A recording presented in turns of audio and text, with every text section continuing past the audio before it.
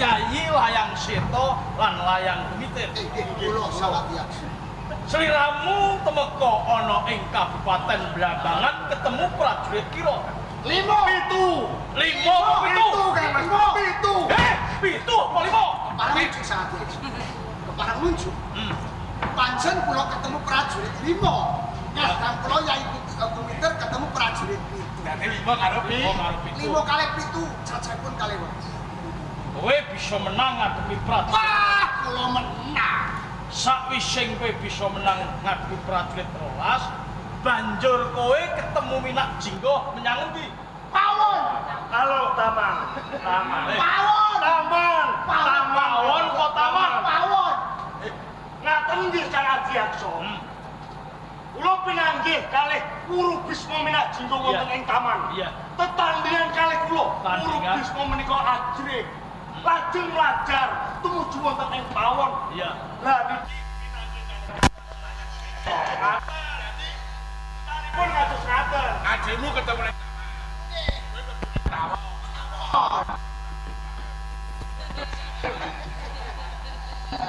sawising sliramu ketemu Minak Jinggo ana sajroning pawon, Nggih, banjur kowe tetandingan kula gelut. nganti Minak Jinggo kok pateni.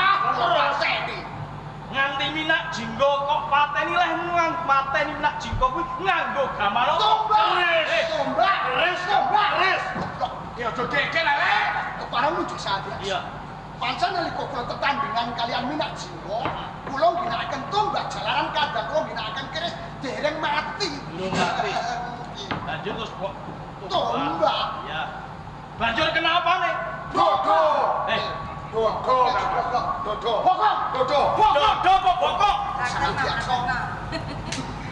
Keparang muncul sangat biasa. Pancen kadang kula ginakaken keris tumapak pancen wonten ing dodo. Dereng mati. Iya. Ketemu kalih kula jejak kangge tumbak teng bokongipun. Wah, boten nyono boten mira. Jebul pengapesan Minak Jinggo niku teng bokong. Tumbak bros. Iki sing pungkasan. Minak Jinggo kuwi ala apa bagus? Bagus, tapi deso cakra.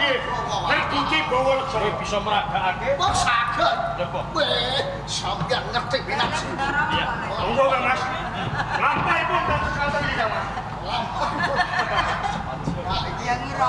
Ngandel. Niki lampai pun urip Bisma Minak Jinggo. Angge ngaten niki. Bagus pidekso. Ya.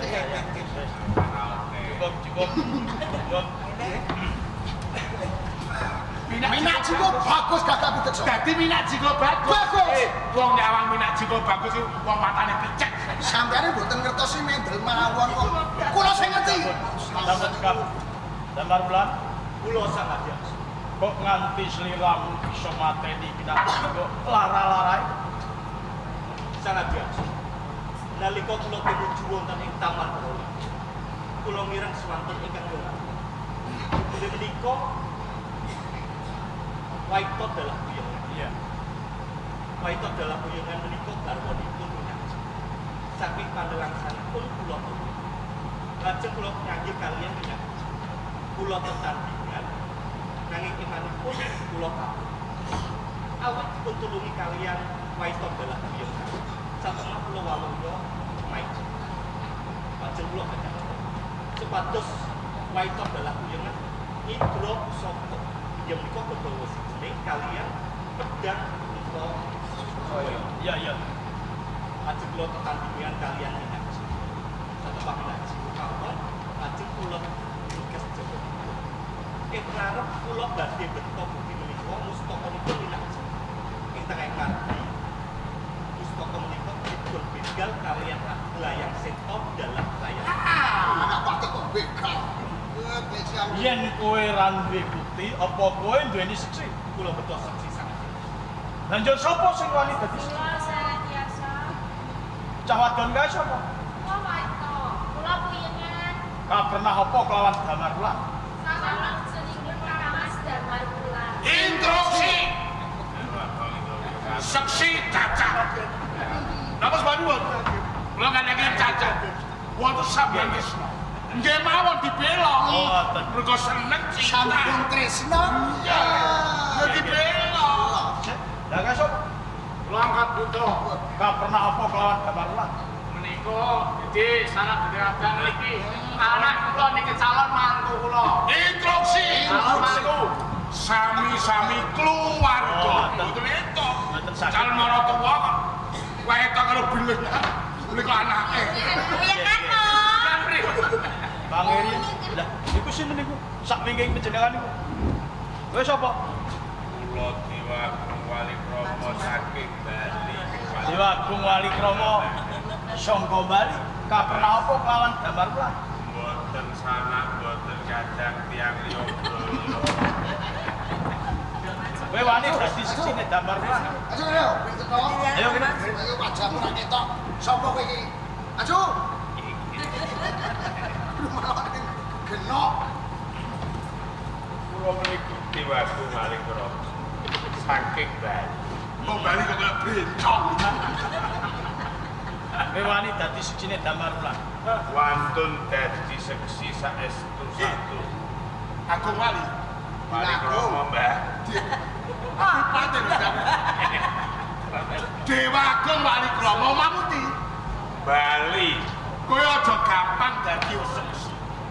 Seksi kok ora enteng. Omong sekecap keliru, blung pitung sasi.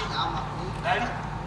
Bali boleh we. Yen ora Bali, apa kepen negara Bali tak bom? Konstruksi. Instruksi.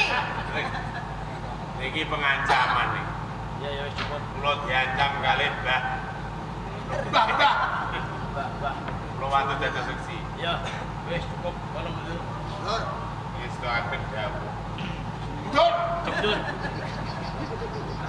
Olah Jam ketok. hiburan. Wisan. Sejek sisan bawa. Menika sampun cetha sami kiyatipun. Dimas Layang Seto, Layang Kutir beto bukti nanging boten ini. Boleh seksi sok ditukun. Menawi Damar Wulan boten kagungan bukti nanging gadah seksi. Manengaken kangge ngadili perkawis menika. Sinten ingkang saged mimpang utawi nikah jangganing Bugisma. Badhe kula ben antawisipun Damar Wulan, Layang Seto lan Layang Kumitir. Rusuk. Nggih, kados pundi, Pak? Kasurat undang-undang Nggih, KUHP. nggih. Niku mboten wonten. Negari Mojopat ngadili perkawis dadak dipun. Niku ayate napa pasale